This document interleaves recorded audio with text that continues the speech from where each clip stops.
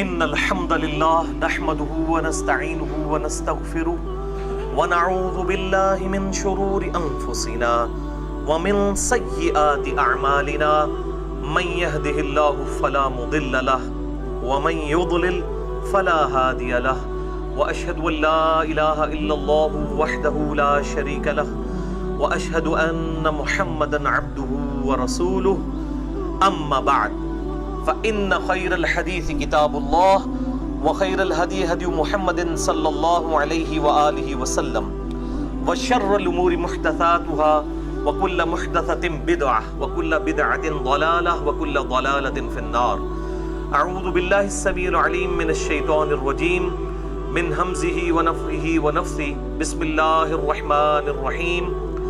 رب اشرح لي صدري ويسر لي امري واحلل عقدة من لساني يفقهوا قولي. بسم الله الرحمن الرحيم. ان الله وملائكته يصلون على النبي يا ايها الذين امنوا صلوا عليه وسلموا تسليما. اللهم صل على محمد وعلى ال محمد كما صليت على ابراهيم وعلى ال ابراهيم انك حميد مجيد. اللهم بارك على محمد وعلى آل محمد كما باركت على إبراهيم وعلى آل إبراهيم إنك حميد مجيد. اللهم ربنا آتنا في الدنيا حسنة وفي الآخرة حسنة وقنا عذاب النار. ربنا آتنا من لدنك رحمة وهيئ لنا من أمرنا رشدا. لا إله إلا أنت سبحانك إني كنت من الظالمين. ولا حول ولا قوة إلا بالله العلی العظیم. آمین.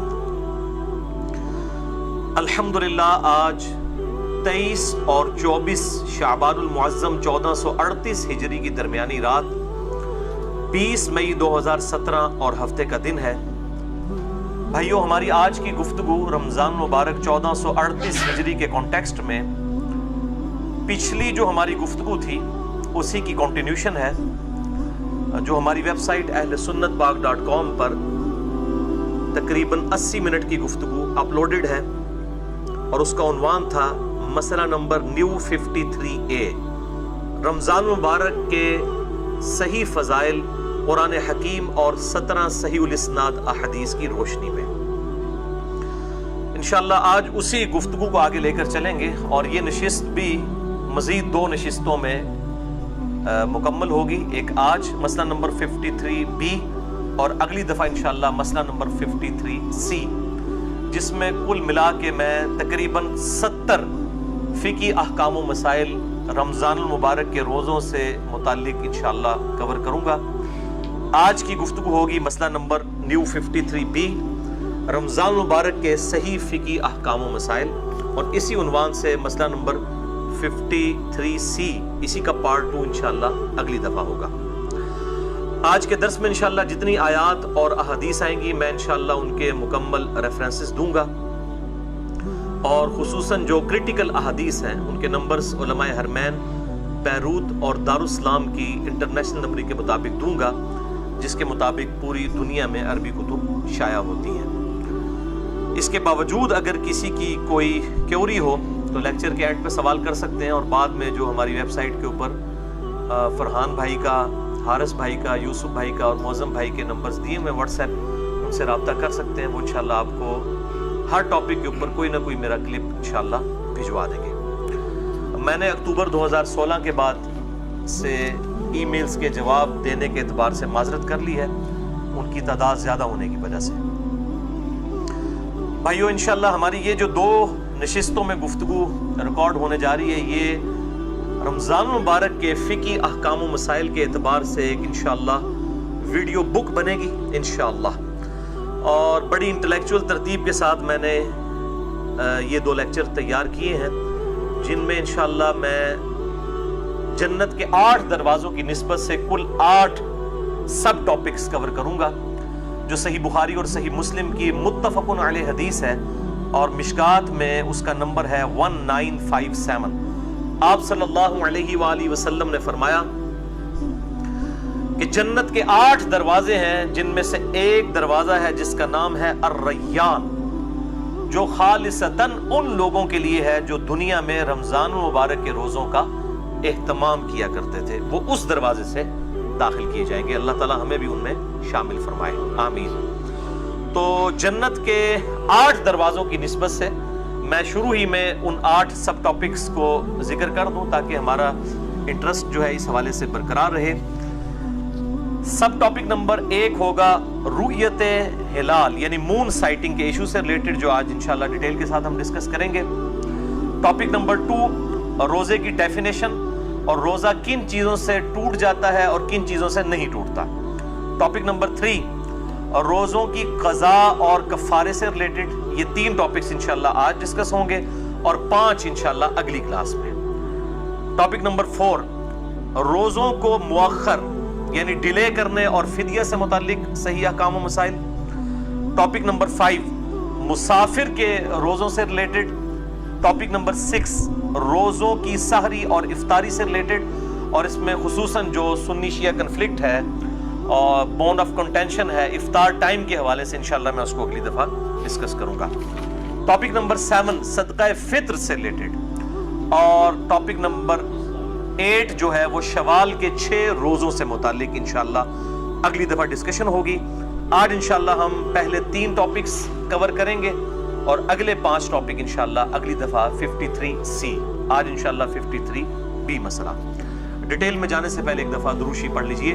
اللہم صلی علی محمد وعلی آل محمد کما صلیت علی ابراہیم وعلی آل ابراہیم انک حمید مجید. اللہم بارک علی محمد وعلی آل محمد کما بارکت علی ابراہیم وعلی آل ابراہیم انک حمید مجید. سب ٹاپک نمبر 1 اور وہ ہے رؤیت ہلال کا صحیح مسئلہ.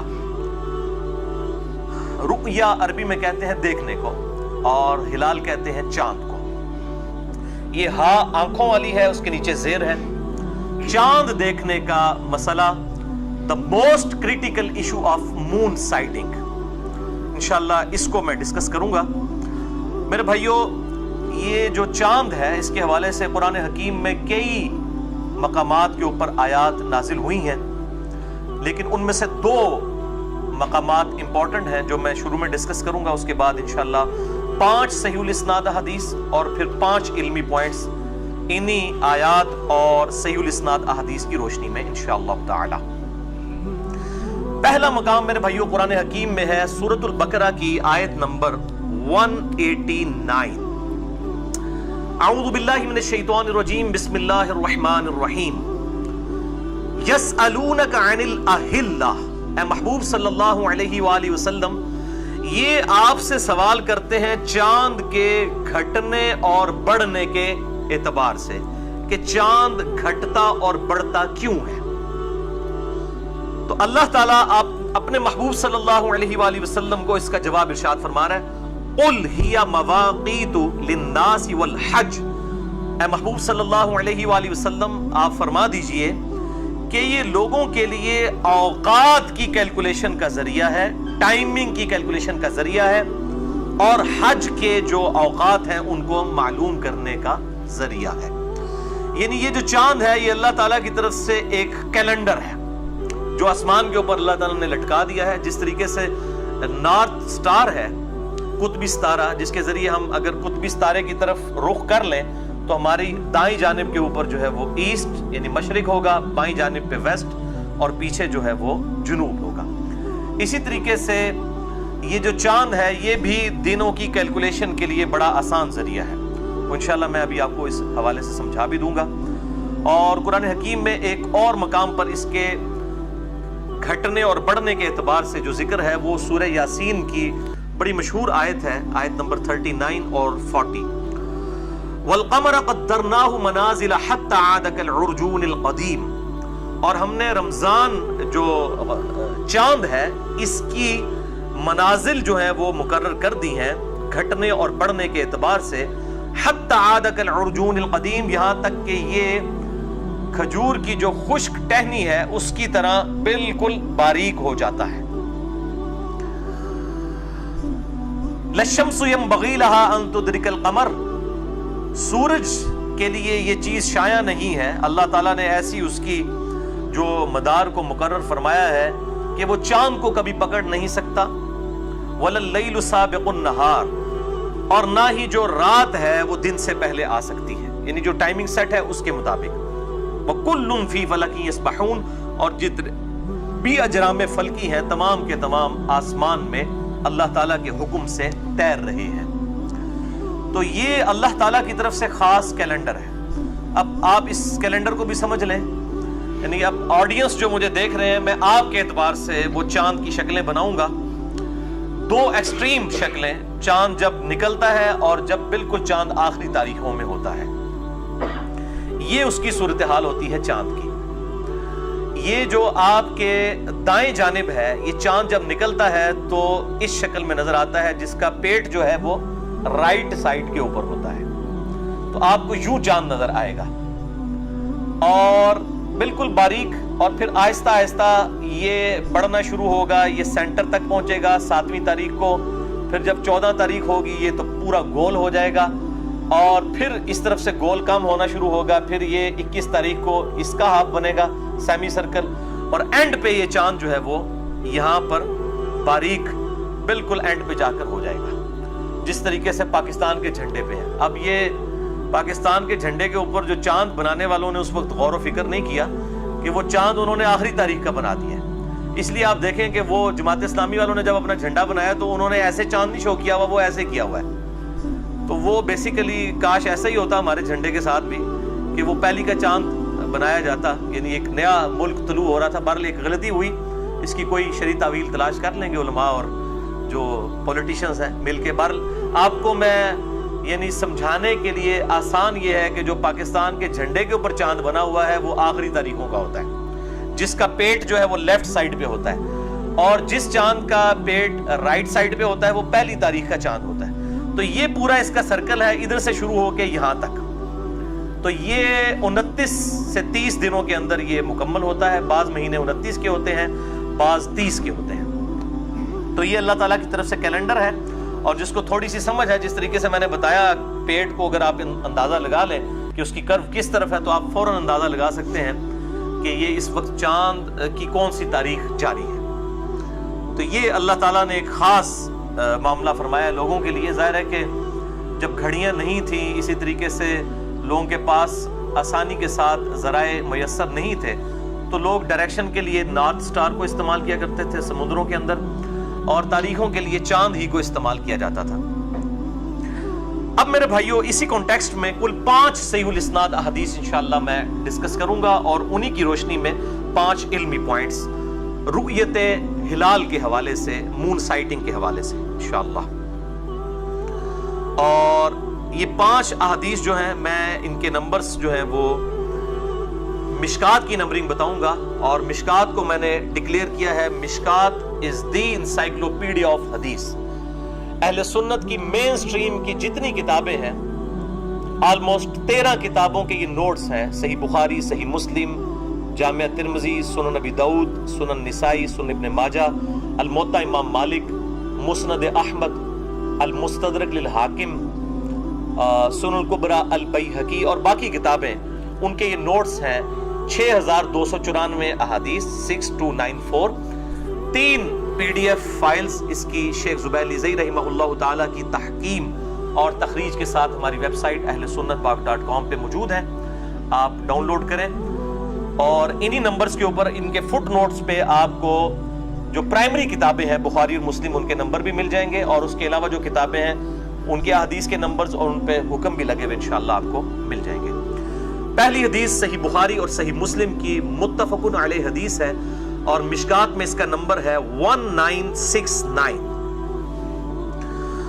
آپ صلی اللہ علیہ وآلہ وسلم نے فرمایا، تم روزہ نہ رکھو جب تک کہ رمضان کا چاند نہ دیکھ لو، اور روزہ رکھنا بند نہ کرو جب تک کہ اگلا چاند یعنی شوال کا چاند نہ دیکھ لو۔ اگر مطلع ابر آلود ہو، یعنی بادل ہو، بادل چھائے ہوئے ہوں آسمان پر، تو اندازہ مقرر کر لو۔ اب یہ اندازہ کیا ہے؟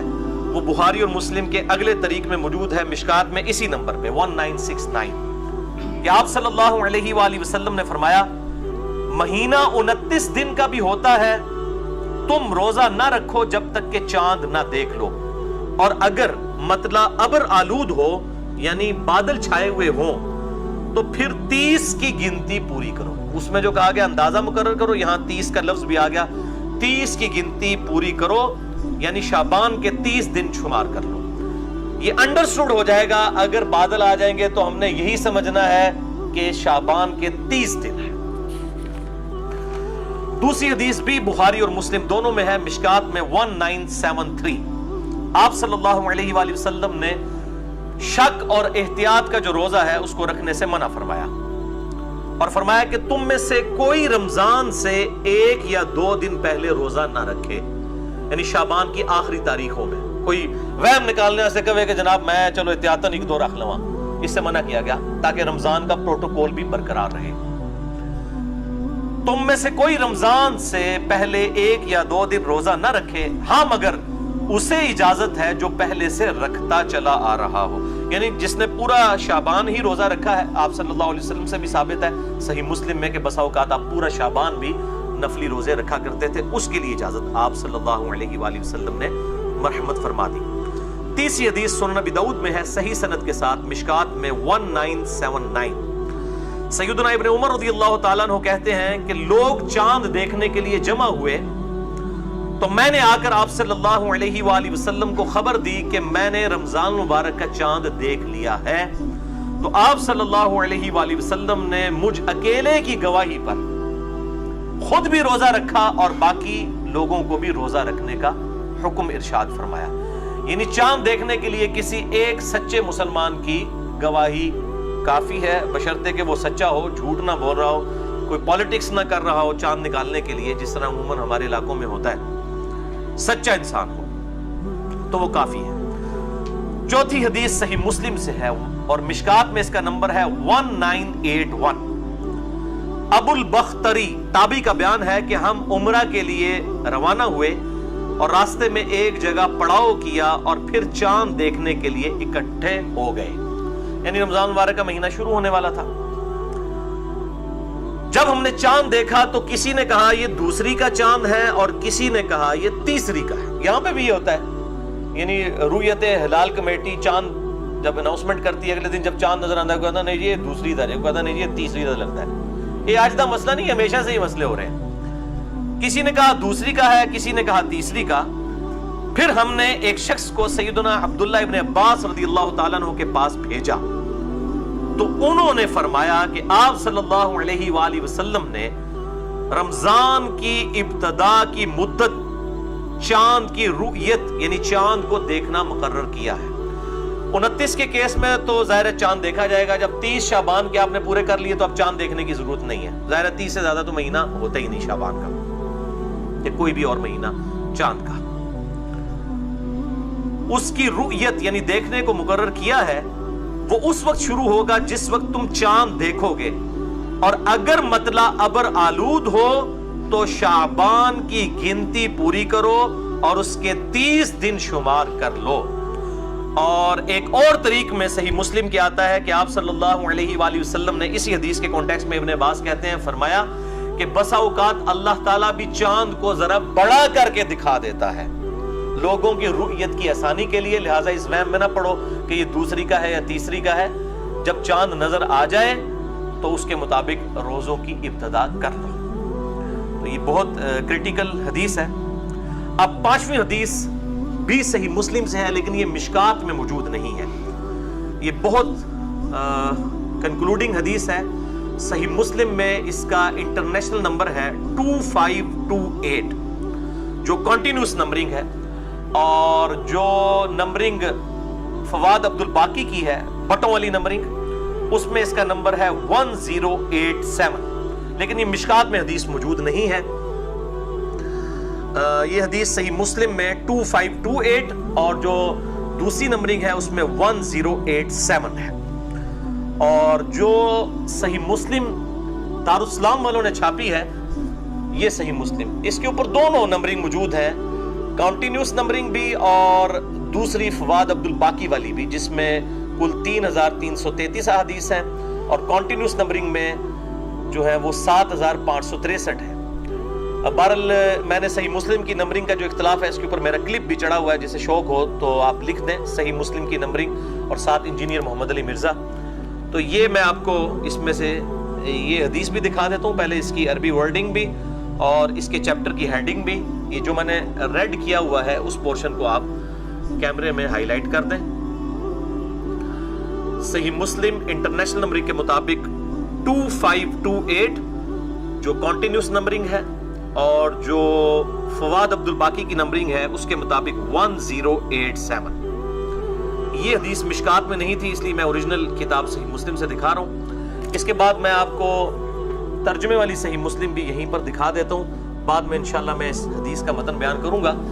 یہ میرے بھائیو صحیح مسلم جو ہے وہ اہل حدیث مکتبہ فکر کا ترجمہ ہے، کیونکہ آج کچھ باتیں انہی کے لیے زیادہ تکلیف دہ ہوں گی، اہل حدیث کے لیے اور اہل تشیع کے لیے. تو میں نے یہ اہل حدیث کا ترجمہ جو ہے وہ مکتبہ اسلامیہ کا جو شیخ زبیر زئی صاحب کی مشکات بھی جنہوں نے چھاپی، یہ کنٹینیوس انٹرنیشنل نمبرنگ کے اوپر ہے. اس کے اوپر 2 پیجز دکھانے ہیں.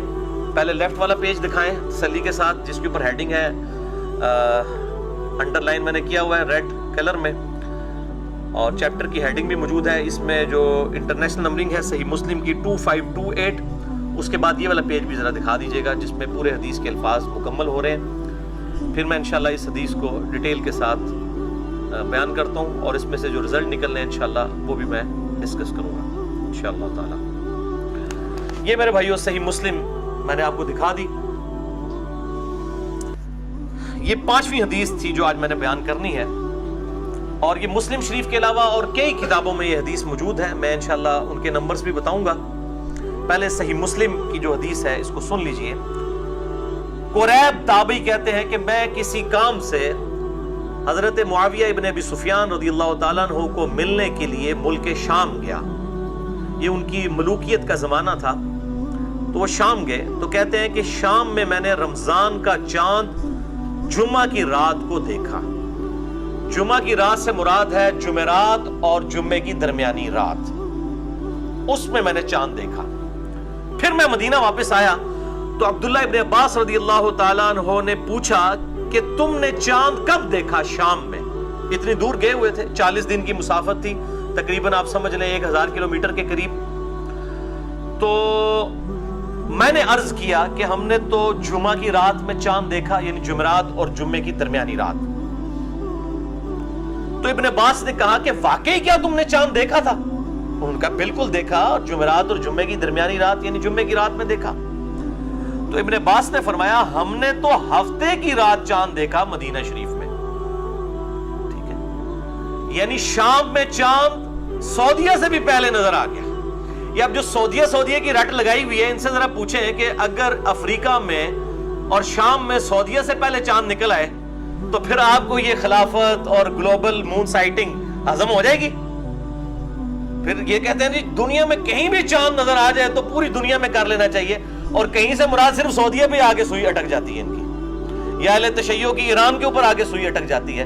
بھئی سعودیہ سے بھی پہلے صحیح مسلم کی حدیث ہے 2528 شام میں چاند نظر آیا تھا حضرت معاویہ رضی اللہ تعالیٰ عنہ کے دور ملوکیت کے اندر.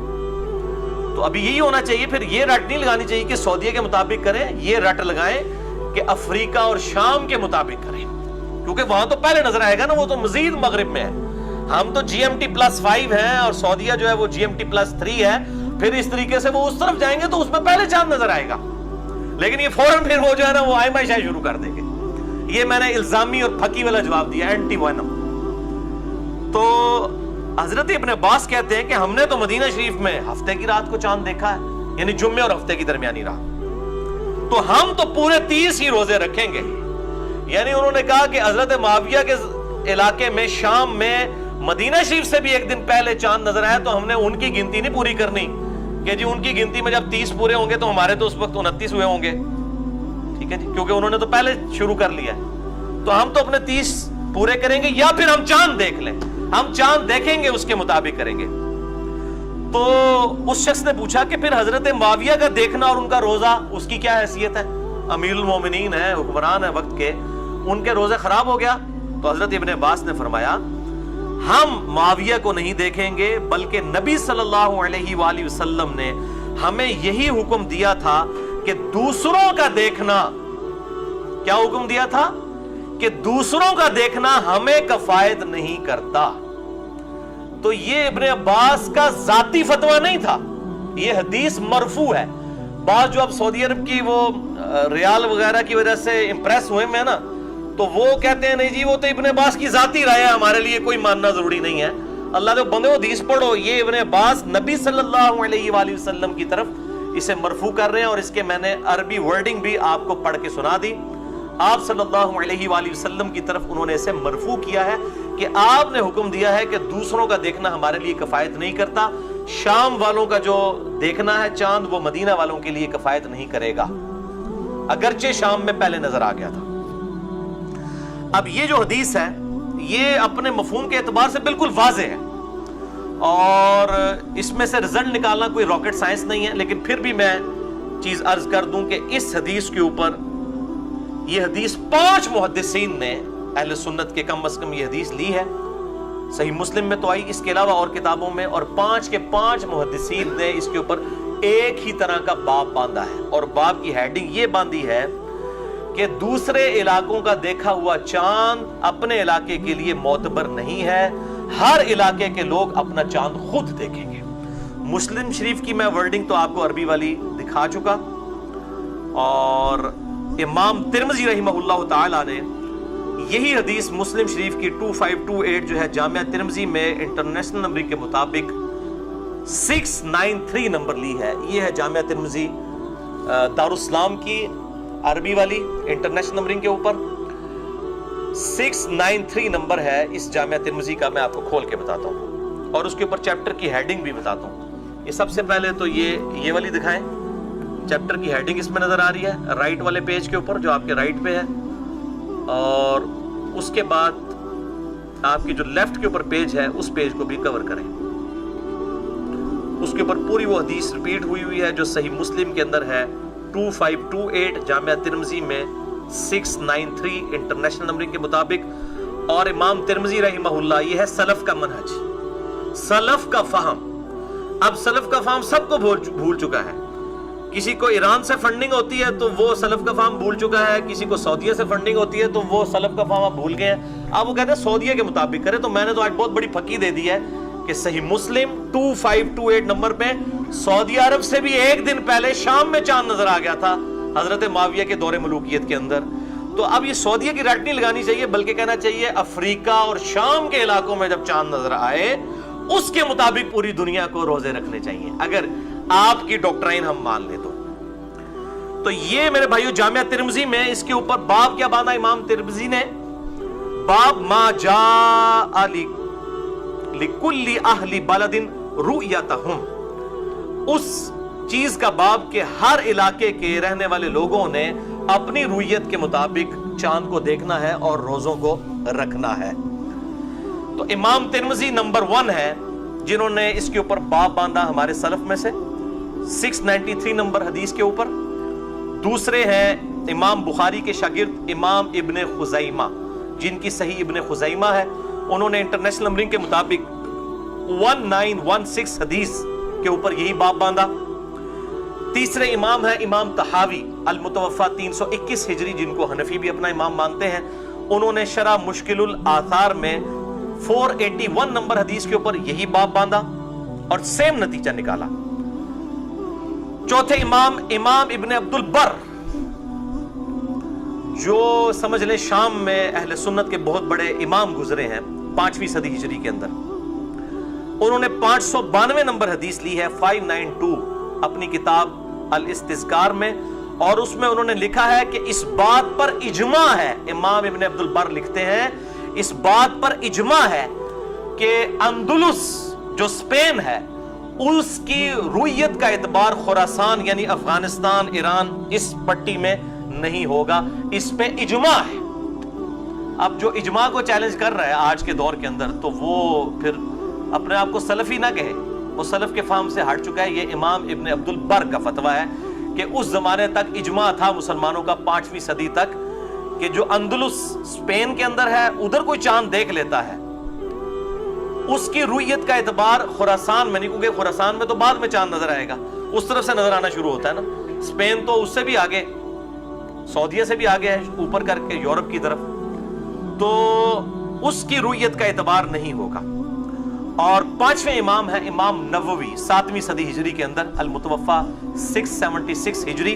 ان کے باب کی ہیڈنگ تو میں نے آپ کو صحیح مسلم کے باب جو کہ انہوں نے باندھے ہیں وہ میں نے آپ کو شروع میں دکھا دی، انہوں نے بھی یہی ہیڈنگ باندھی ہے کہ ہر علاقے کی اپنی رؤیت کا اعتبار ہوگا۔ تو یہ سلف کا فہم بھی میں نے بیان کر دیا۔ اب میں وہی غامدی صاحب والا جملہ ریپیٹ کروں گا کہ علم کے میدان میں جذبات کی کوئی حیثیت نہیں ہوتی۔ اب کسی نے غصہ نہیں کھانا کہ یار یہ کالی داڑھی والے چھوکرے نے اتنے بڑے بڑے بزرگوں کی اور مفتیوں کی غلطیاں نکالنی شروع کر دی ہیں۔ یہ علم کا میدان ہے، علم کسی کی میراث نہیں ہے۔ یہ ہم الحمدللہ جو بھی فرقہ واریت کی لعنت سے بالا تر ہو کر گفتگو سامنے رکھیں گے، وہ اس کا رد جس نے کرنا ہے وہ علمی طریقے سے کرے انشاءاللہ۔ علمی طریقے سے تو رد صحیح مسلم کا اگر کوئی رد کر رہا ہے پھر اس سے تو ہم حدیث کی حجیت کے اوپر بات کریں گے۔ الحمدللہ ہم نے حدیثیں دکھا دی۔ اب میں 5 علمی پوائنٹس قرآن و سنت کی روشنی میں جو قرآن حکیم سے میں نے آیات بیان کی اور 5 صحیح الاسناد احادیث میں انشاءاللہ ان کو 5 علمی پوائنٹس میں ڈسکس کروں گا تاکہ ہر حوالے سے کنکلوژن ہو جائے۔ علمی پوائنٹ نمبر 1، رمضان کا تعین چاند کو دیکھ کر کیا جائے گا، نہ کہ کوئی ایسٹیمیٹڈ کیلنڈر بنایا جائے گا کوئی میتھمیٹیکل کیلکولیشن کر کے۔ البتہ ان چیزوں کے حوالے سے ٹیلیسکوپ ہو، دوربین یا ماہر فلکیات ہوں، اسٹرانومرز، ان کی مدد ضرور لی جا سکتی ہے، دوربین کی بھی مدد لی جا سکتی ہے، لیکن چاند کو دیکھنا یہ ضروری ہوگا احادیث کی روشنی میں، کیونکہ چاند کا دیکھنا شاعر اسلام میں سے ہے۔ جسٹ لائک آزان، آج اذان کی کوئی ضرورت نہیں ہے، میں تو بہت کم ہی ہوتا ہے کہ اذان کی آواز سن کر مسجد میں جاتا ہوں، پتہ ہوتا ہے 1 بجے ظہر کی نماز ہے، اس کے اعتبار سے ہم چلے جاتے ہیں، اذان کی آواز آئے یا نہ آئے، آفیسز میں عموماً نہیں آتی ہے، تو اب اذان کی ضرورت باقی نہیں رہی، لیکن شاعر اسلام کے طور پہ ہم اذان دیتے ہیں، اس سنت کو کوئی ختم نہیں کر سکتا۔ اسی طریقے سے طواف کے پہلے 3 چکروں میں جو عمرے کے لیے طواف ہوتا ہے، رمل کرنا یعنی مرد کا اکڑ کر چلنا، وہ تو اس کا کانٹیکسٹ بخاری اور مسلم میں موجود ہے کہ کفار مکہ کہتے تھے مسلمان مدینے میں گئے ہیں، وہ تو بیماریوں کی سرزمین ہے، کمزور ہوں گے، تو آپ صلی اللہ علیہ وآلہ وسلم نے حکم دیا کہ پہلے 3 چکر جو ہے وہ رمل کرنا ہے، تو اب تو اس کی ضرورت ہی نہیں ہے، لیکن سنت آج تک باقی ہے۔ سنت اپنی جگہ رہے گی، اس کو کوئی ختم نہیں کر سکتا۔ باقی جاوید احمد غامدی صاحب کا یہ کہنا کہ اگر ظہر کے وقت بادل نظر آ جائیں اور بالکل اندھیرا چھا جائے تب بھی ہم گھڑی کو دیکھ کر ہی روزہ کھولتے ہیں، ہم یہ نہیں ہوتا کہ اندھیرا نظر آ گیا تو اب ہم روزہ کھول لیں، تو اس وقت تو ہم اعتماد جو ہے وہ آسمان کے اوپر نہیں کرتے بلکہ گھڑی کے اوپر کرتے ہیں، تو بالکل یہ ان کی دلیل صحیح ہے، لیکن گھڑی کے اوپر جو ہم اعتماد کر رہے ہوتے ہیں میرے بھائیوں وہ ڈیفینیٹ ہے، سولر کیلنڈر جو ہے وہ ڈیفینیٹ ہے۔ 31 جنوری 2001 کو جو طلوع آفتاب کا ٹائم ہے وہ 31 جنوری 3001 کو بھی وہی ہوگا، سولر کیلنڈر میں کوئی فرق نہیں آتا طلوع اور غروب کے اعتبار سے، لیکن جو قمری کیلنڈر ہے، لیونر ایئرز جو ہے، لیونر کیلنڈر ہے، اس میں تو آپ ڈیفینیٹ کر ہی نہیں سکتے۔ اس دفعہ رمضان کا مہینہ اگر 29 کا ہے تو ہو سکتا ہے اگلی دفعہ 30 کا ہے، اس سے اگلی دفعہ پھر 30 کا ہے، پھر 30 کا ہے، پھر 2-29 کے آ جائیں، تو یہ تو آپ پریڈکٹ کر ہی نہیں سکتے، یہ پاسبل ہی نہیں ہے۔ لہٰذا یہ ان کی دلیل اس اعتبار سے بالکل غلط ہے کہ ہم گھڑی کو دیکھ کے چونکہ چل رہے ہوتے ہیں تو گھڑی کو دیکھ کر ہم جو ہے وہ سورج سے ریلیٹڈ ٹائمنگ کو ضرور ایڈجسٹ کر سکتے ہیں، چاند سے ریلیٹڈ چیزوں کو ہم گھڑی کی بنیاد کے اوپر یا کیلکولیشن کی بنیاد کے اوپر نہیں کر سکتے، وہ پریڈکٹ کرنا آلموسٹ امپاسبل ہے۔ اندازہ تو لگایا جا سکتا ہے، سافٹ ویئرز بھی بنے ہوئے ہیں، میرے علم میں بھی ہے، اکثر اوقات وہ صحیح کیلکولیشن بھی کر دیتے ہیں، لیکن احادیث کی روشنی کے اندر فزیکلی چاند کا دیکھنا ضروری ہے۔ تو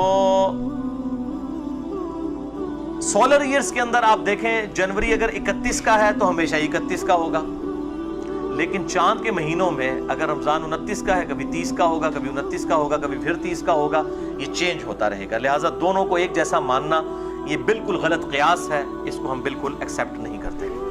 اور اس میں حکمت کیا ہے، آپ دیکھیں کہ گرمیوں اور سردیوں کی نمازیں تو ہم انجوائے کرتے ہیں، چاروں موسم، خصوصاً سب کانٹیننٹ میں تو چاروں موسم ہوتے ہیں، اسی طریقے سے امریکہ میں بھی چاروں موسم ہوتے ہیں، لیکن گرمیوں اور سردیوں کے روزے اسی صورت میں انجوائے کیے جا سکتے ہیں جبکہ اس کو لیونر ایئر کے اعتبار سے لے کر چلا جائے، ورنہ تو اگر جون جولائی کے روزے ہوتے ہیں تو ہر دفعہ جون جولائی کے ہی ہوتے ہیں۔ تو یہ اللہ تعالیٰ نے جو چاند کا سال 255 دن کا 255 ڈیز اور سورج کا جو سال ہے سولر ایئر جو ہے وہ 265 کا رکھ کے 10 دن کے فرق سے یہ رمضان شریف جو ہے سولر کا جو 265 دن اور چاند کے 255 دن، یہ جو 10 دن کا فرق ہے 355 اور 365 دن، یہ جو 10 دن کا فرق ہے، اس کی وجہ سے وہ ہمارے جو روزے ہیں وہ آہستہ آہستہ ٹریول کر کے سردیوں میں آ جاتے ہیں، پھر آہستہ آہستہ ٹریول کر کے گرمیوں میں آ جاتے ہیں، اور پورے سال کے اندر یہ روٹیٹ کرتے رہتے ہیں 355 دن اور 365 دن کی وجہ سے،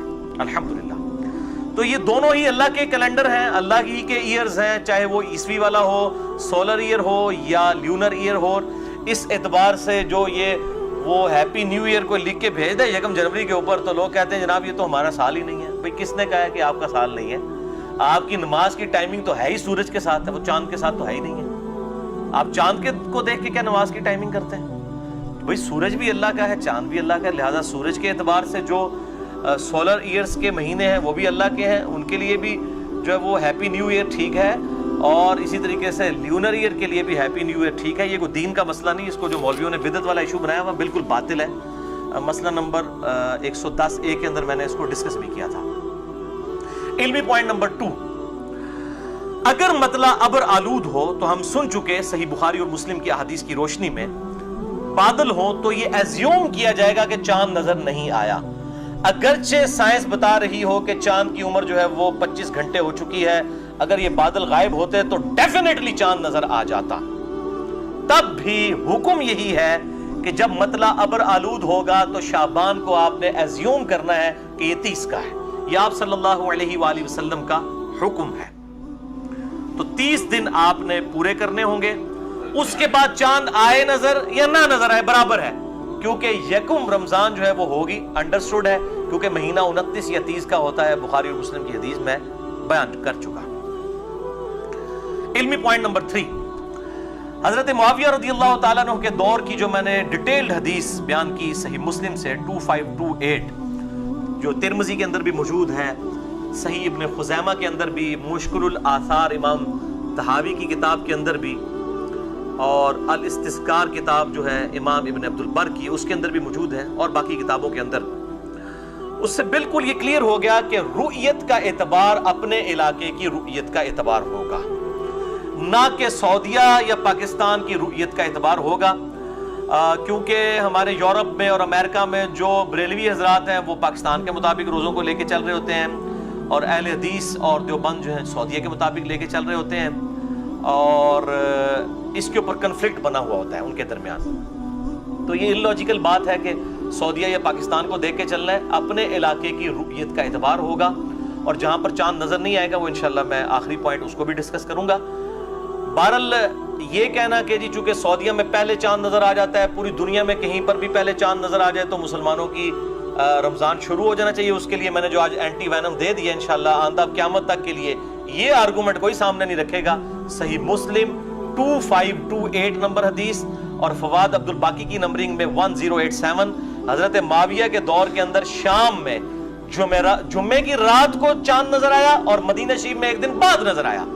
لہذا اب سعودیہ کی رٹ کی بجائے یہ کہنا چاہیے سعودیہ والوں کو بھی کہ شام اور افریقہ کے علاقوں کو پہلے دیکھا جائے گا، وہاں پر سعودیہ سے بھی پہلے چاند نظر آ جاتا ہے بجائے سعودیہ، کیونکہ یہ تو کہتے ہیں دنیا میں کہیں بھی چاند نظر آ جائے تو رمضان شروع ہو جانا چاہیے۔ تو آپ پھر سعودیہ کی رٹ نہ لگائیں، پاکستان سے ضرور پہلے سعودیہ میں نظر آتا ہے، سعودیہ سے بھی پہلے شام میں اور افریقہ میں چاند۔ اب آندہ سے انشاءاللہ یہ نام ہی لینا سعودیہ کا چھوڑ دیں گے انشاءاللہ تعالی۔ تو یہ لاجیکلی بالکل غلط ہے ان کا آرگومنٹ کہ آپ دنیا کے کسی دوسرے کونے میں چاند نظر آ گیا تو آپ نے یہاں کرنا ہے۔ میرے بھائیو آج سے 50-60 سال پہلے تک تو ہمیں پتہ ہی نہیں تھا کہ دنیا میں کہیں چاند نظر بھی آیا کہ نہیں سوائے اپنے علاقے کے۔ تو کیا وہ 1400 سال کے تقریباً مسلمان جو ہے کسی غلط مسئلے کے اوپر عمل کرتے رہے؟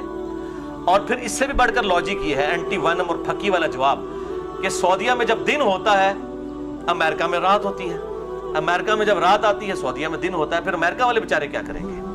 جہاں پہ تیزی سے اسلام بھی پھیل رہا ہے اور کروڑوں کی تعداد میں مسلمان موجود ہیں الحمدللہ، بلکہ پریڈکٹ کیا جا رہا ہے 2050 آنورڈ مسلمانوں کی تعداد امریکہ میں سب سے زیادہ ہو جائے گی انشاءاللہ تعالی۔ تو یہ لاجیکلی غلط ہے، یہ لوکلائز دین نہ بنائے اسلام کو۔ اسلام ایک یونیورسل دین ہے، آفاقی دین ہے، اس کو سب کے لیے رہنے دیں اور اللہ سے ڈر جائیں۔ اور میں نے سلف کے 5 حوالے دیے ہیں، اور لوگوں نے کہا جی وہ سلف میں تو جناب سلف میں بھی اختلاف تھا، سلف میں تو اجماع نقل کیا ہے امام ابن عبد البر نے کہ اندلس کی رؤیت جو ہے خراسان کی رؤیت کے لیے کام نہیں آئے گی۔ اسپین اور افغانستان کا جو فرق ہے کتنا دور ہے، حالانکہ اسپین میں پہلے چاند نظر آ جائے گا، لیکن وہ ان کے علاقے کے لوگوں کے لیے ہوگا، ان کے لیے نہیں ہوگا۔ بالکل کریے، پتہ نہیں کون سا بند کمرے میں بیٹھ کے اجماع کرواتے ہیں، اور یہ کون سے سلف ہیں، یہ شاید ان کے سلف 14ویں صدی کے اندر آ کے شروع ہوتے ہیں، تو ان کو سلف کا مطلب ہی شاید نہیں پتا کہ یہ سلف تو پرانے 5 میں نے سلف کے حوالے دیے ہیں، امام ترمذی کا، امام ابن عبد البر کا، امام ابن خزیمہ کا، امام طحاوی کا اور امام نووی کا، کہ سب یہ باب باندھ رہے ہیں اسی حدیث کے اوپر مسلم شریف کی کہ اپنے علاقے کی رؤیت کا اعتبار ہوگا۔ علمی پوائنٹ نمبر 4، اب رہا یہ مسئلہ میرے بھائیوں کہ جی اتحاد امت دیکھیں جی بڑی ضروری ہے۔ یہ دیکھیں نا جو ایکسپلائٹ کرنے کا ایک طریقہ ہے جی، امت کے لیے اتحاد کی بڑی ضرورت ہے، گلوبل مون سائٹنگ ہونی چاہیے۔ وہ تو میں نے کہا آج کے بعد یہ ان کی رٹ ختم ہو جائے گی، کیونکہ مسلم شریف سے میں نے ثابت کیا کہ سعودیہ سے بھی ایک دن پہلے شام میں چاند نظر آ گیا تھا، افریقہ اور شام میں سعودیہ سے بھی پہلے نظر آتا ہے۔ اب اتحاد امت انشاءاللہ ان کو بھول جائے گا، کیونکہ اب وہ تو اصل مسئلہ تھا کہ سعودیہ کے مطابق کرنا ہے، وہ تو ختم ہو گیا، تو اب اتحاد امت بھی ساتھ ہی ختم ہو جائے گا ان کا۔ تو یہ بالکل غلط ہے، گلوبل مون سائٹنگ پاسبل ہی نہیں ہے، اور یہ اتحاد امت کا بہانہ لگانا، تو پھر میں اس پہ اینٹی وینم اور پھکی دیتا ہوں کہ اتحاد امت کریں۔ سعودی عرب کا چینل پوری دنیا کے اندر نظر آ رہا ہے، تو آپ نمازوں کی ٹائمنگ بھی اپنی سعودیہ کے ساتھ کر لیں۔ آج تھوڑا سا فرق پڑ جائے گا کہ سعودیہ والے جو ہیں وہ جب عصر کی نماز پڑھ رہے، زہر کی نماز پڑھ رہے ہوں گے، ہم اس وقت عصر کی نماز پڑھ رہے ہوں گے، تو یہ فرق پڑ جائے گا۔ پھر آپ خود دیکھ لیں، پھر امریکہ والے تو وہ شاید جو ہے وہ فجر کی نماز پڑھ رہے ہوں گے، وہ عشاء کی نماز پڑھ رہے ہوں گے۔ تو اگر آپ نے اتحاد امت کرنا ہے تو یہ بھی کر کے دکھائیں۔ اگر آپ نے اتحاد امت کی رٹ لگائی ہوئی ہے تو یہ کوئی طریقہ نہیں ہے، بلکہ اس حوالے سے اگر تھوڑا سا غور و تفکر کریں تو ایز سچ کوئی اتنا فرق نہیں ہے۔ 28-29 روزے تو پوری دنیا کے مسلمان اکٹھے ہی رکھتے ہیں، ایک روزے کا فرق پڑتا ہے نا، تو اس میں کون سا اختلاف ہو گیا؟ اگر سعودیہ میں ایک دن پہلے شروع ہو گیا ہے یا افریقہ میں سعودیہ سے بھی ایک دن پہلے ہو گیا، دین واٹ؟ زیادہ سے زیادہ 1 یا 2 روزوں کا فرق پڑے گا، باقی 27-28 روزے تو سارے مسلمان اکٹھے رکھتے ہیں۔ اور اس مسئلے میں جو یہ اہل تشیع اور اہل حدیث کی طرف سے فتنہ کھڑا کیا گیا ہے گلوبل مون سائٹنگ کے اعتبار سے، میں اس کو بالکل سپورٹ نہیں کرتا۔ اور یہاں پر میں ایک اور علمی بات بھی کر دوں کہ میرے بھائیوں، جہاں پر اللہ تعالیٰ نے یونٹی رکھنی تھی وہاں پہ رکھی ہوئی ہے خود، وہاں پر اللہ نے مقام بھی پھر ایک ہی رکھ دیا ہے۔ اور وہ آپ دیکھ لیں حج کی جو ایکٹیویٹیز ہیں 8 ذوالحجہ سے لے کر 12 ذوالحجہ تک 5 دن وہ ایک ہی مقام ہے۔ اور ہم سورہ البقرہ کی آیت نمبر 189 سن بھی چکے کہ یسألونک عن الاہلہ قل ہی مواقیت للناس والحج، آپ سے چاند کے گھٹنے اور بڑھنے کے بارے میں پوچھتے ہیں، فرمائیے یہ تو اللہ تعالیٰ نے اوقات کے لیے اس کو کیا ہے اور حج کے اوقات کے لیے۔ تو حج کے اوپر اللہ نے امت کو متفق کیا ہے، وہ حج صرف مکی کی اسی ایکٹیویٹی کی وہاں پر ہی ہوتی ہے ان 5 دنوں کے اندر، اور وہاں پر سب کی ٹائمنگ سیم ہوتی ہے، لہٰذا جہاں پہ اتحاد امت تھا وہاں پہ اللہ تعالیٰ نے خود کیا ہوا ہے، اور واقعی انٹرنیشنل گیدرنگ تو وہیں پر ہوتی ہے، وہیں پر اتحاد امت کی ضرورت بھی تھی۔ تو یہ اتحاد امت نہیں، میں سمجھتا ہوں یہ فساد امت ہے جو اس قسم کی باتیں کر رہے ہیں تاکہ امت کے اندر تفریق اس حوالے سے ڈالی جائے۔ تو رؤیت ہلال کے حوالے سے میرا موقف ان احادیث اور آیات کی روشنی میں یہ ہے، جو سلف کا فہم بھی ہے، کہ جو ایک پولیٹیکل باؤنڈری ہے، جغرافیائی حدود ہے، اس کو فالو کیا جائے۔ اور باقی یہ خلافت کا بہانہ کرنا کہ جی جب خلافت قائم ہوگی پھر کیا ہوگا، اس وقت تو سارے ہی ایک انڈر او پائی جدوں ہوئے گی تو پھر تکیا جائے گا، پہلے ہی مصیبت کر کے بیٹھ جاؤ گے۔ اس وقت کا اجتہاد اس وقت ہوگا، اس وقت کے علماء بیٹھیں گے۔ آج کا اجتہاد اس وقت یہ ہے کہ الحمدللہ 57-58 اسلامی ملک ہیں، تمام کی باؤنڈریز الگ ہے، تمام کے حکمران الگ ہیں۔ آج کے دور کی بات کریں، آپ تھیوریٹیکل کیسز کے اوپر بات نہ کریں۔ اس وقت ہر ملک کے اندر اپنی اپنی جو ہے وہ رؤیت ہلال کمیٹی جو ہے موجود ہے، اور ہمارے ملک کے اندر میں سمجھتا ہوں جتنی احتیاط کے ساتھ رؤیت ہلال کمیٹی کام کرتی ہے، دنیا میں کہیں نہیں کرتی. سعودیہ میں بھی کمیٹی بیٹھتی ہے لیکن اکثر اوقات وہ بعد میں اناؤنسمنٹ ہو جاتی ہے کہ اس دفعہ ہم نے چونکہ کیلنڈر فالو کیا تھا، ایک روزہ کھایا گیا ہے تو آپ ایک روزے کی قضا کر لیں. لیکن الحمدللہ یہاں پر پورے اہتمام کے ساتھ تمام بڑے بڑے جو 4 مکاتب فکر ہیں، بریلوی، دیوبندی، اہل حدیث اور اہل تشیع، ان کے جید علماء، للو پنجو علماء نہیں، جید علماء اس کے رکن ہیں، سائن کرتے ہیں. اب بعد میں جو چھوٹے موٹے کیڑے باہر نکل آتے ہیں اور وہ کہتے ہیں نہیں جی نہیں یہ ابھی چاند کاٹ دیتا ہے، گورنمنٹ دے کہنے تے کاٹ دیتا ہے جی، یہ تے غلط نکل آیا ہے. ان کی تو کوئی اوقات ہی نہیں ہے، نہ ان کو کوئی ورث دینی چاہیے، کیونکہ آپ کے جو بڑے بابے تو ان کمیٹیوں کے اندر لاکھوں روپے تنخواہ لے کے بیٹھے ہوئے ہیں، ان کے سگنیچرز کو آپ وائلیٹ کر رہے ہیں. وہ تو باہر نکل کے نہیں کہتے کہ جی ہم نہیں مانتے، وہ تو سائن کر کے اٹھتے ہیں اور وہ گن پوائنٹ پہ بھی نہیں ہوتے، پبلکلی یہ چیزیں ہوتی ہیں. تو یہ بالکل غلط ہے. اور اس طرح کے جو مجرم علماء ہیں، جن کو میں علماء کرائم کہتا ہوں، علماء کرام نہیں، ایک ہے علماء کرام جن کو میں کہتا ہوں علماء پرائم، عزت والے علماء، ان کی بدنامی کا باعث بھی یہ علماء کرائم، یہ مجرم علماء بنے ہوئے ہیں. اور یہ ریٹ آف دی گورنمنٹ کو چیلنج کرتے ہیں، ملک کے اندر 2-2 3-3 عیدیں اور یہ رمضان کرواتے ہیں، اور پھر الٹا میسیجز فارورڈ کرتے ہیں جی اعتکاف احتیاطاً ایک دن پہلے ہی بیٹھ جائیں کیونکہ اس دفعہ چاند نہیں غلط نظر آیا تو صحیح نہیں نظر آیا تو یہ نہیں ہوا تو وہ نہیں ہوا. ایسے علماء کو جو ہے وہ رمضان مبارک سے 2 دن پہلے ہی قید کر دینا چاہیے، جس طرح اللہ تعالیٰ رمضان کا چاند نکلتے ہی سرکش شیاطین کو جکڑ دیتا ہے. بخاری اور مسلم میں آتا ہے ان جو سرکش شیاطین کو من الجنت والناس، جو جنوں میں سے بھی ہیں اور انسانوں میں سے بھی ہیں، ان علماء کو جکڑ دیا جائے. ریٹ آف دی گورنمنٹ کو جو چیلنج کر رہے ہیں، یا ان کو آپ پیسے دے کے تو عمرے پہ بھیج دیں، جس طرح پچھلے سال ہوا تھا، پیسے دے کے عمرے پہ بھیج دیا، پچھلی دفعہ سب نے اکٹھا کیا. اور ان کی آپ منافقت دیکھیں، یہ سارا جھگڑا چھوٹی عید کے اوپر کرتے ہیں. کبھی آپ نے دیکھا کہ بڑی عید کا جھگڑا ہوا ہو؟ کبھی سنا؟ اس کا مطلب ہے یہ کوئی اپنی پولیٹیکل گینز کر رہے ہوتے ہیں. بھائی اگر چاند کا فرق آتا ہے، رؤیت ہلال کمیٹی کو ہمیشہ رمضان کے اندر ہی غلطی لگتی ہے، کیا ذوالحجہ کا جب چاند دیکھا جاتا ہے اس میں کوئی غلطی نہیں لگتی؟ محرم کے چاند کے اوپر کوئی غلطی نہیں لگتی ہے؟ وہاں پہ آپ دیکھیں گے ہمیشہ کٹھی عید ہو رہی ہوتی ہے، بڑی چھوٹی عید کے اندر مسئلہ کھڑے ہو سکتا ہے. میرا لیکچر سن کے وڈی سے بھی کرنا شروع کر دیں، میرے گاٹے میں فٹ کریو. ویسے میں ان کو بتا رہا ہوں. اور پھر آپ دیکھیں یہ جو ایک خاص علاقہ ہے ہمارا، یہ جو کے پی ہے، خیبر پختونخوا، جس کے اندر یہ فتنہ کھڑا ہوتا ہے، آپ پچھلی 25-30 سال کی ہسٹری نکال لیں، آپ کو ہمیشہ 29 روزے ملیں گے. یہ کون سا چاند ہے جو ہمیشہ 29 کا ہوتا ہے؟ 30 آپ کو کبھی نہیں ملیں گے، ہمیشہ 29. چاند نکالنے کی بھی جلدی رمضان کا، اور رمضان کے ختم کرنے کی بھی جلدی. آپ بالکل ہسٹوریکل ڈیٹا اکٹھا کر لیں. یہ تو مجھے خود ایک اس علاقے کے بندے نے بتایا کہ جی میں نے تو اپنی ہوش کے اندر جو ہے کبھی 30 روزے نہیں دیکھے، اور واقعی بھی میں نے غور و تفکر کیا، واقعی 29 ہی ہوتے ہیں، 30 نہیں کبھی ہوئے. کیونکہ جلدی جو ہوتی ہے نکالنے کی تو فوراً نکال لیتے ہیں. تو یہ ساری پولیٹیکل گینز ہیں، اور میں اسی لیے ان علماء کے اوپر میں سمجھتا ہوں میرا دینی فریضہ ہے ان علماء کرائم کو ننگا کرنا، جو علماء پرائم عزت والے علماء کی بدنامی کا باعث بنے.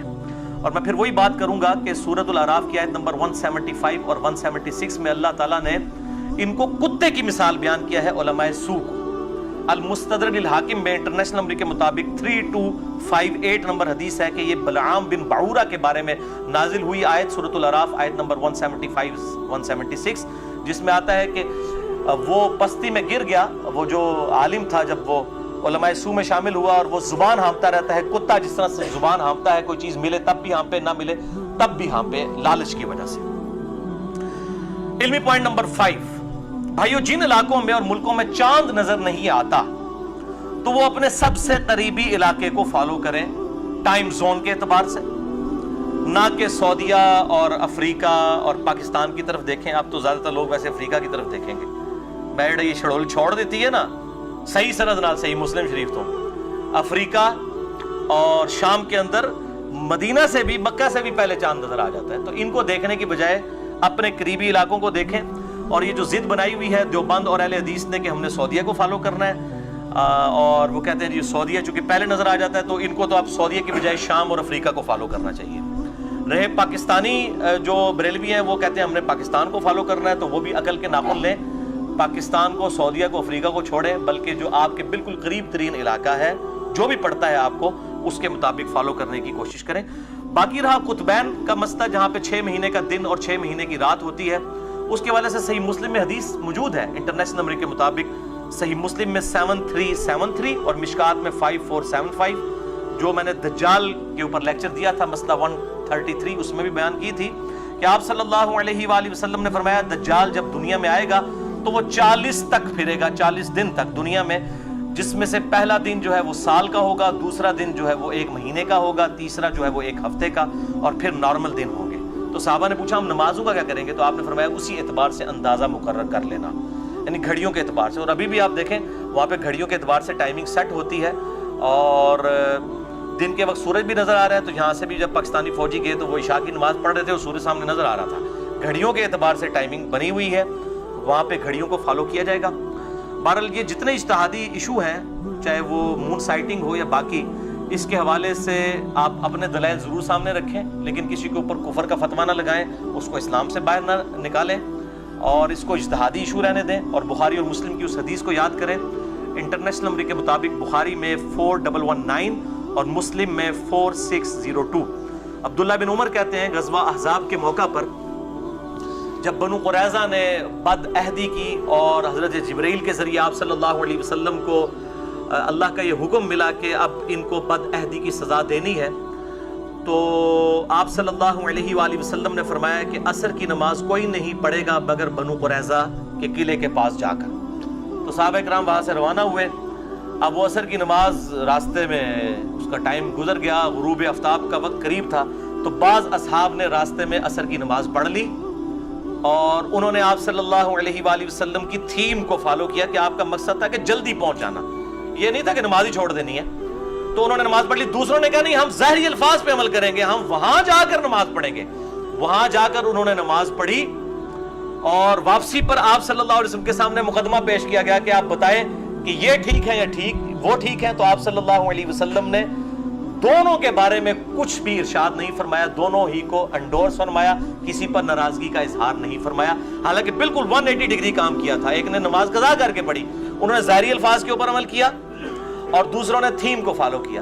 ہم بھی الحمدللہ میں نے جو موقف اڈاپٹ کیا ہے مون سائٹنگ کے اوپر، اس میں ظاہری الفاظ تو من و عن موجود ہے، اور ساتھ ہی ساتھ تھیم بھی ہے، اور لاجیکلی میں نے تمام چیزوں کے الحمدللہ جواب دے دیے ہیں الحمدللہ۔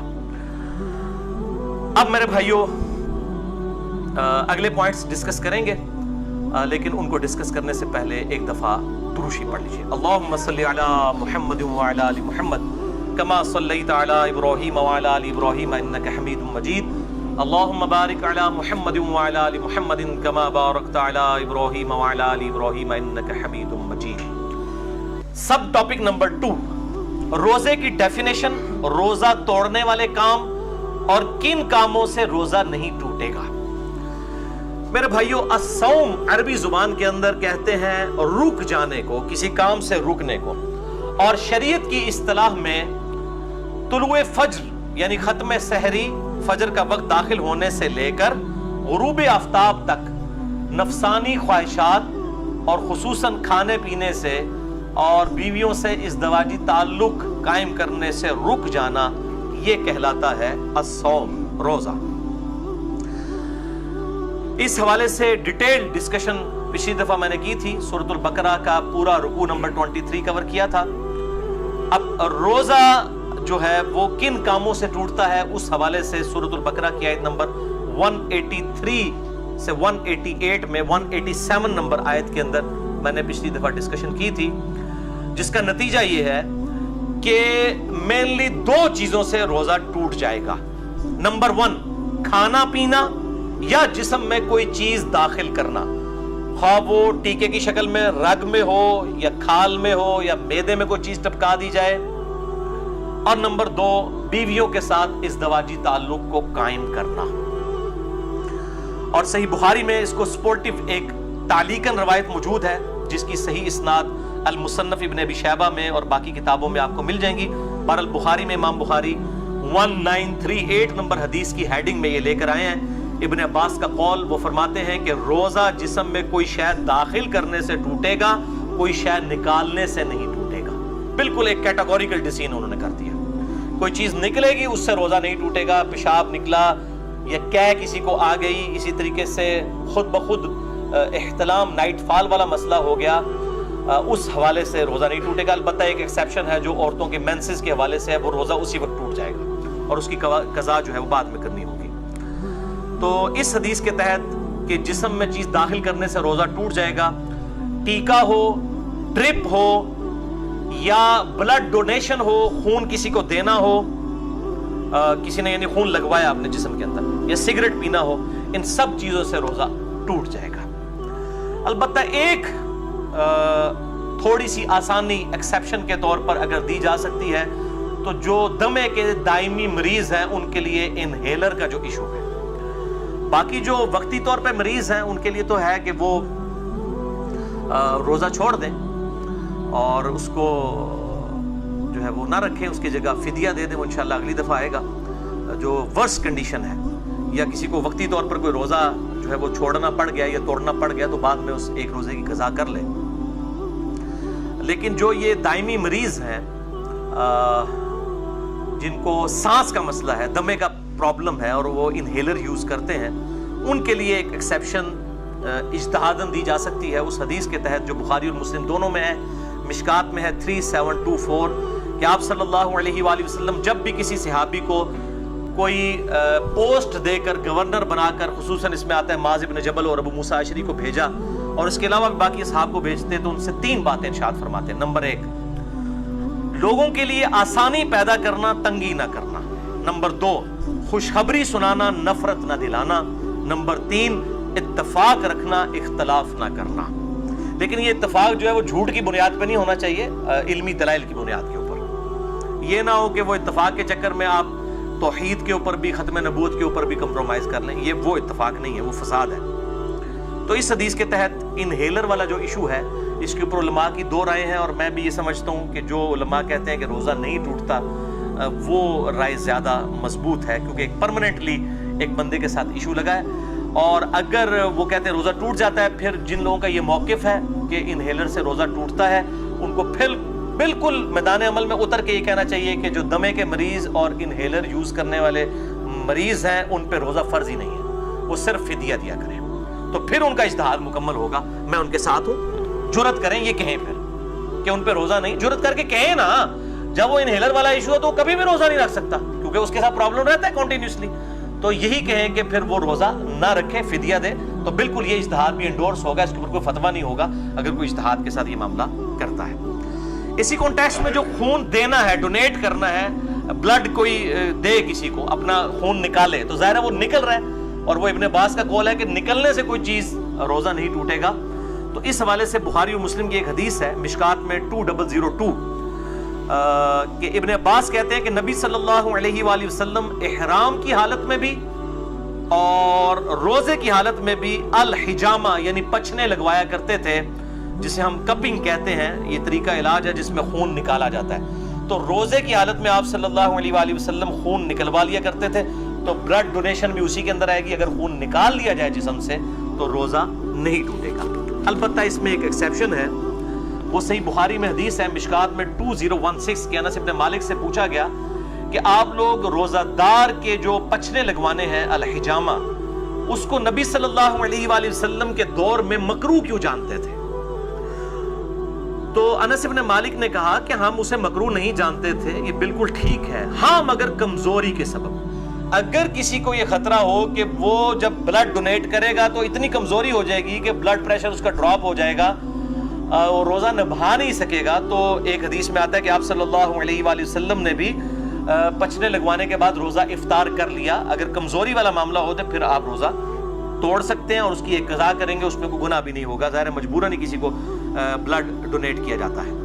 اس حوالے سے صحیح بخاری میں تعلیقاً ایک روایت ہے مشکات میں 2017 کہ ابن عمر روزہ کی حالت میں حجامہ کروایا کرتے تھے، پھر چھوڑ دیا، یعنی جب بوڑھے ہو گئے، کمزور ہو گئے، تو پھر وہ رات کے وقت میں الحجامہ کروایا کرتے تھے، پچھنے لگوایا کرتے تھے۔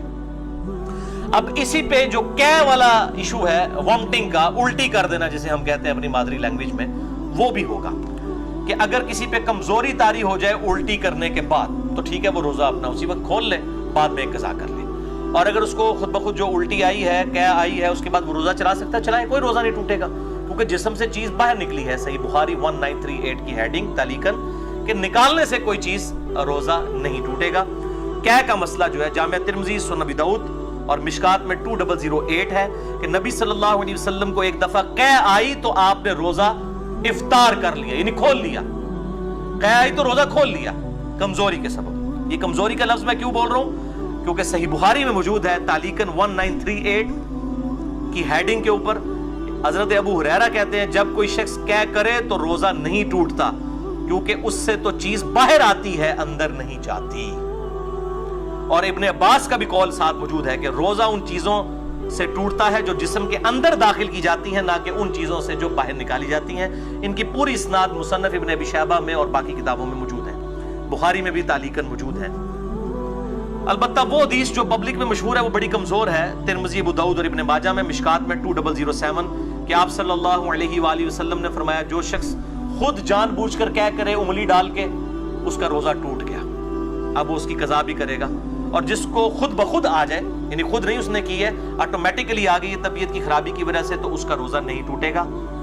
یہ حدیث جو ہے اس کو امام ترمذی نے کہا یہ ضعیف ہے، اور انہوں نے کہا میرے استاد امام بخاری بھی اسے ضعیف کہتے تھے. امام ترمذی نے ساتھ لکھا اس میں حشام بن حسان مدلس ہے اور ان سے روایت کر رہے ہیں، سما کی تصریح نہیں ہے. البتہ اس کو سپورٹیو ایک صحیح روایت موجود ہے موقوفاً ابن عمر رضی اللہ تعالیٰ عنہ سے.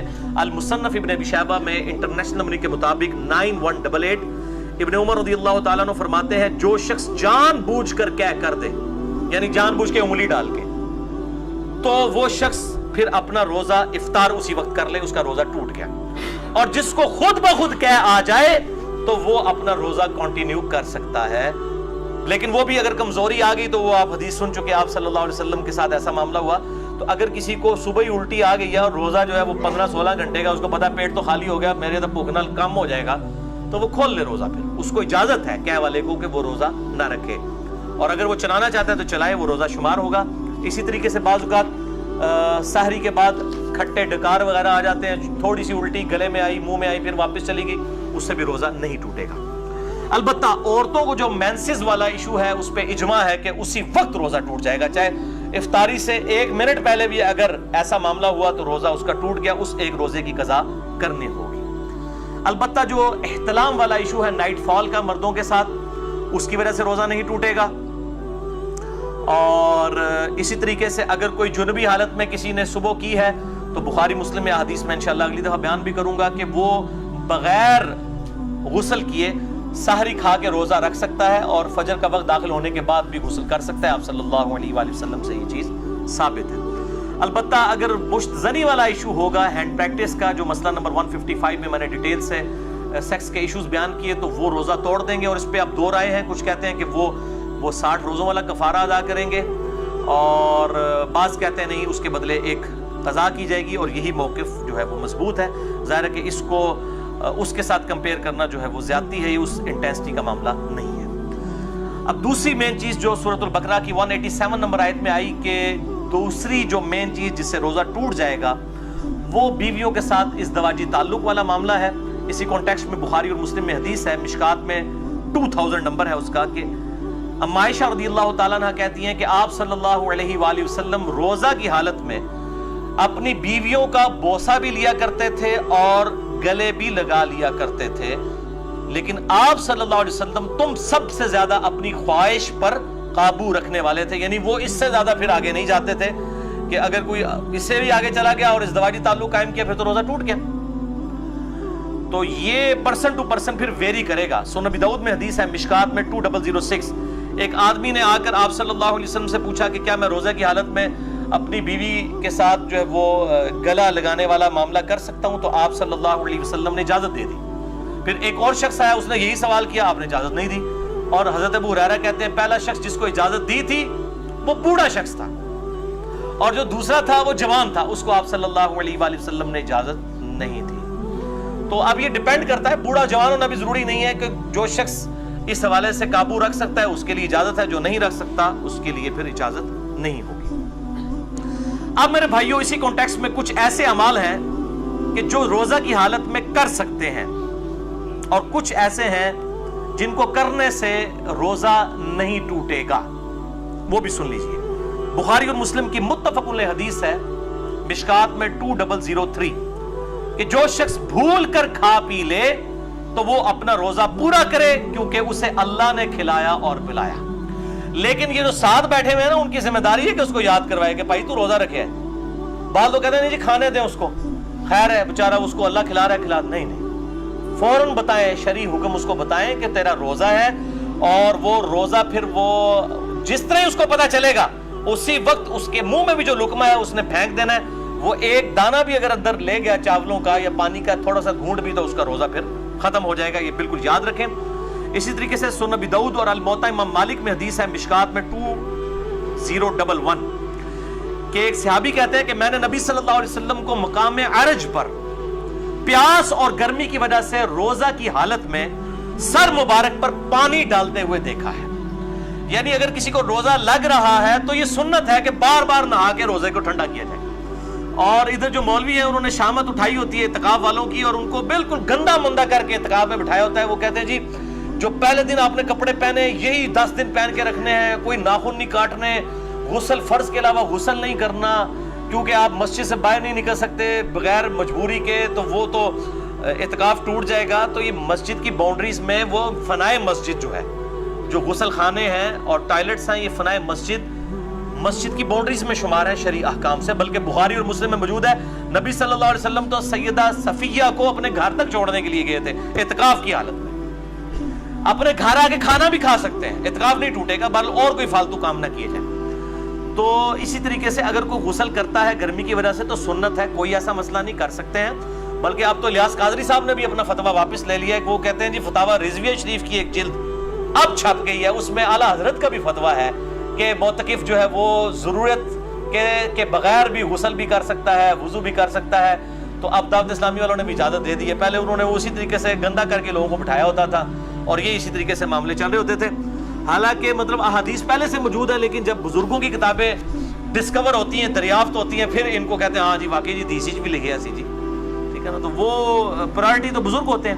اسی طریقے سے صحیح بخاری میں تعلیقاً 1930 نمبر حدیث کی ہیڈنگ میں ہے کہ ابن عمر روزہ کی حالت میں گیلے کپڑے جسم پر ڈالا کرتے تھے. یہاں پہ بھی ہمارے پنجاب کے اندر رواج ہے، جب زیادہ گرمی ہوتی ہے لوگ رومال جو ہے وہ گیلا کر کے کپڑوں کو بھی گیلا کرتے ہیں.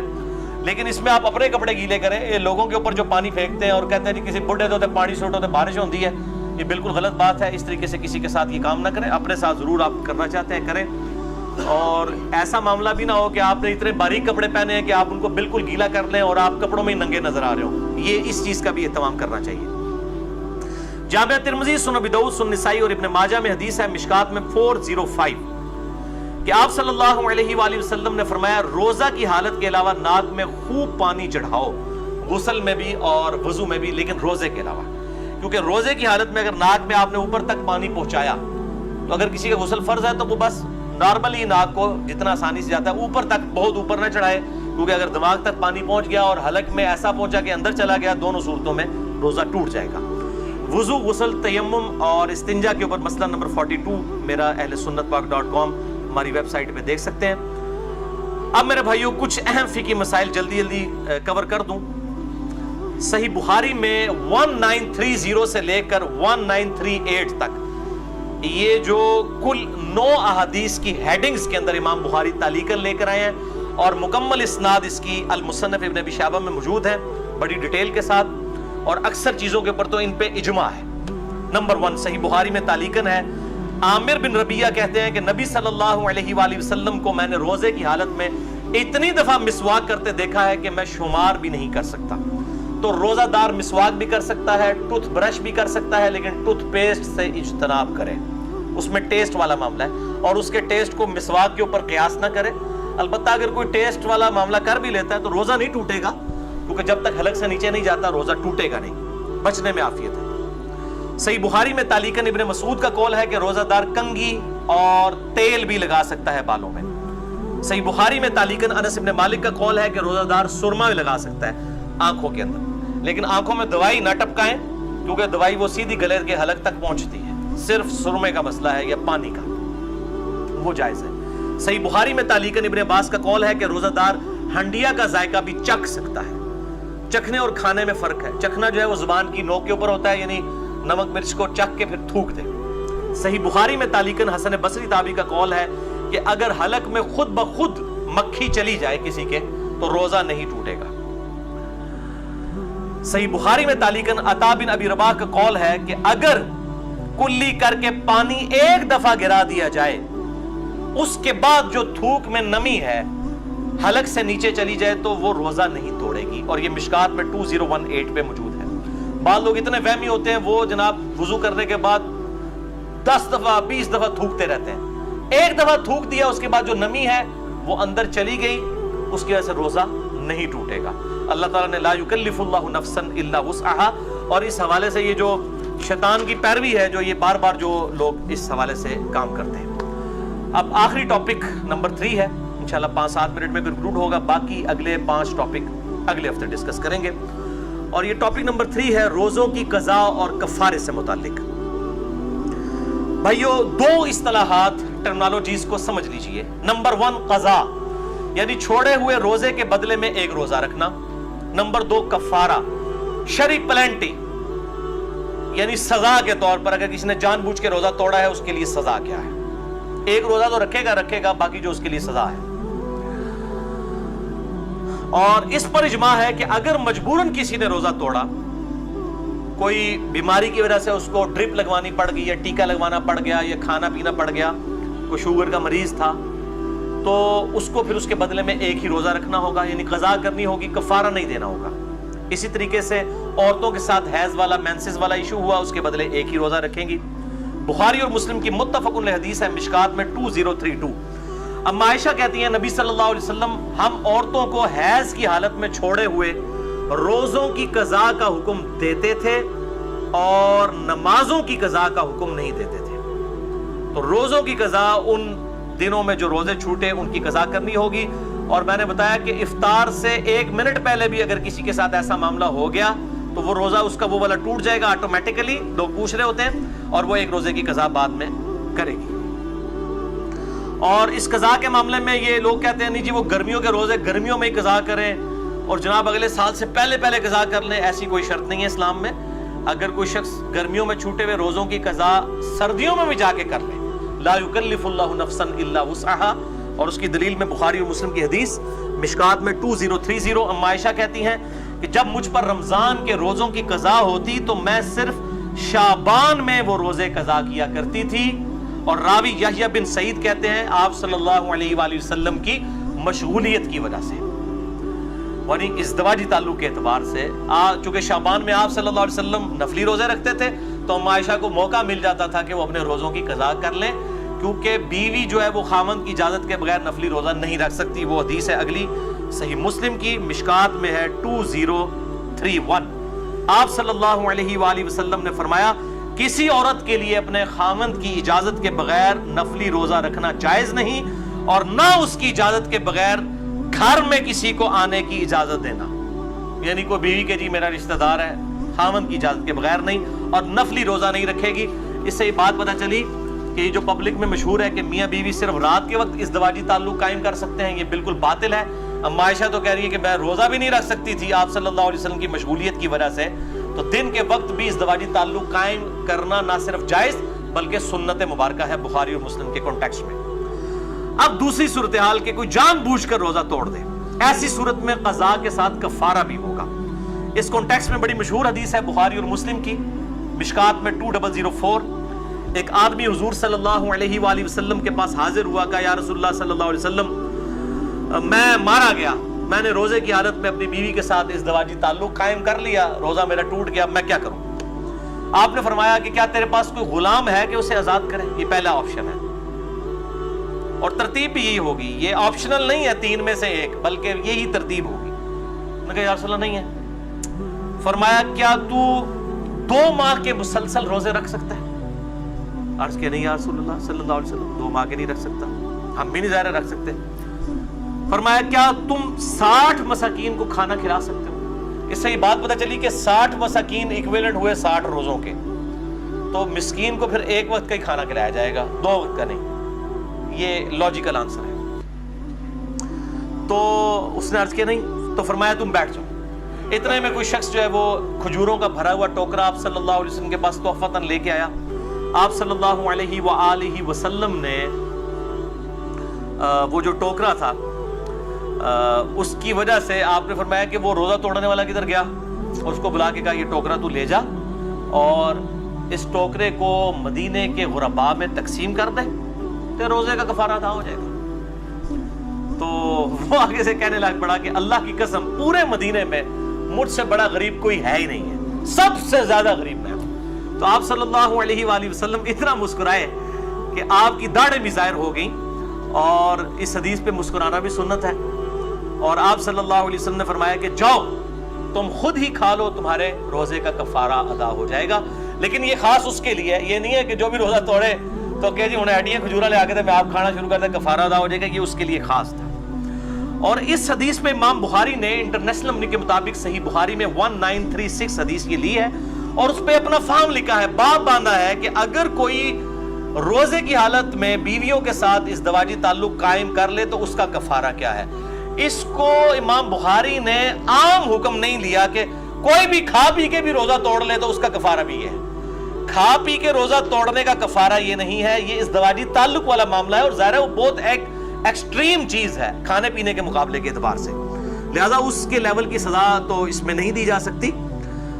لہذا اسی طریقے سے جو ہینڈ پریکٹس والا ایشو ہے اس پہ بھی سزا نہیں اپلائی کی جا سکتی, وہ بہت ایکسٹریم معاملہ ہے جو ازدواجی تعلق کا ہے, اور اسی پہ ہی اجماع ہے کہ وہ پھر 60 روزوں والا معاملہ یہ 60 مساکین والا کرے گا. عموماً لوگ 60 مساکین والا ہی کرتے ہیں, اور یہ 60 مساکین والا دونوں کی طرف سے ہوگا, مرد کی طرف سے بھی عورت کی طرف سے بھی. یہ بات اتنے بولے ہیں, یہ بھی پوچھ رہے ہوتے ہیں کہ جی ایک کی کھلا دیں, دو نے توڑیا بھائی, ایک تو نہیں ٹوٹیا, دو نے ٹوٹیا. یہ 60 اور 60 120 بنیں گے, اور وہ اپنے اپنے حصے کے دیں. اگر کوئی وہ اس اعتبار سے خیرات کرنا چاہتا ہے تو وہ ضرور کرے. باقی اگر کسی نے اس حدیث کے اعتبار سے کوئی رزلٹ نکالا ہے اجتہاداً کہ آپ صلی اللہ علیہ وسلم نے اس کو یہ فرمایا, تو اس میں بعض اوقات چیزیں امپلائیڈ ہوتی ہیں کسی معاملے میں, کہ جس نے روزہ توڑنے کا مسئلہ پوچھا ہے تو وہ اس طریقے سے. جو ملی بھگت سے معاملہ ہوا ہے اس میں تو ظاہر دونوں کو رکھنے چاہیے, اگر کسی نے زبردستی والا معاملہ کیا ہے تو پھر صرف مرد کو رکھنا چاہیے. اور بہرحال اس حوالے سے اجتہاداً کوئی بھی ایشو اڈاپٹ کیا جا سکتا ہے. اب رہا کھا پی کے روزہ توڑنا, تو اس کے بارے میں ایک ضعیف روایت ملتی ہے, اور اس کو سپورٹیو ایک تابعی کا صحیح قول بھی ہے. پہلے ضعیف روایت سن لیں. یہ روایت جو ہے وہ مقطوع ہے, مرسل ہے, چھوٹا ہوا واسطہ ہے اس کا. المصنف ابن ابی شیبہ میں انٹرنیشنل نمبر کے مطابق 9774 سعید ابن مسیب تابعی کہتے ہیں کہ آپ صلی اللہ علیہ وآلہ وسلم کی خدمت میں ایک آدمی حاضر ہوا, اور اس نے کہا یا رسول اللہ میں نے کھا پی کر روزہ افطار کر لیا ہے, توڑ دیا ہے, تو میں کیا کروں؟ تو فرمایا کہ صدقہ کر, اللہ سے استغفار کر, اور اس کے بدلے میں ایک روزہ رکھ لے. لیکن یہ روایت ضعیف ہے. البتہ اس کو سپورٹیو ایک تابعی کا قول صحیح سند کے ساتھ المصنف ابن ابی شیبہ میں اسی سے 5 نمبر آگے ہے, 4 نمبر آگے. المصنف ابن ابی شیبہ میں 9778 سعید ابن جبیر تابعی رحمہ اللہ تعالی سے پوچھا گیا کہ جو رمضان کا روزہ جان بوجھ کر کھا پی کر توڑ لے تو کیا کرے؟ تو انہوں نے کہا کہ وہ توبہ اور استغفار کرے اور اس کے بدلے میں ایک روزہ رکھے. تو کھا پی کے معاملہ الگ ہے. البتہ احناف کا یہ موقف ہے, حنفیوں کا, کہ خواہ کھا پی کے توڑا جائے یا ازدواجی تعلق سے, دونوں 60 روزوں والا اور 60 مساکین اور غلام والا ایشو ہے. البتہ محدثین کی اکثریت کا یہی موقف ہے کہ کھا پی کے معاملہ الگ ہے, اور وہ بھی جو ہے وہ استغفار بھی اسی صورت میں ہے اگر کسی نے جان بوجھ کے کیا, اور اگر کسی نے مجبوراً بیماری کی وجہ سے کیا تو صرف ایک روزے کی قضا کر لے, اور اگر اس پر قادر نہیں ہے تو ایک جو ہے مسکین کو ایک وقت کا کھانا کھلا دے فدیے کے طور پہ. انشاءاللہ اگلی دفعہ 5 پوائنٹس ڈسکس کروں گا. اللہ تعالیٰ سے دعا ہے جو حق بات میں نے کہی اللہ تعالیٰ ہمارے دلوں میں راسخ فرمائے. اگر جس بات میں میرے منہ سے کوئی غلط بات نکل گئی تو اللہ تعالیٰ ہمارے دلوں سے محو کر دے. ہمیں کتاب و سنت کی تعلیمات پر عمل کر کے دوسرے بھائیوں تک پہنچانے کی توفیق عطا فرمائے. سبحانک اللہم و بحمدک اشہد ان لا الہ الا انت استغفرک و اتوب الیک وما علینا الا البلاغ المبین. جزاکم اللہ.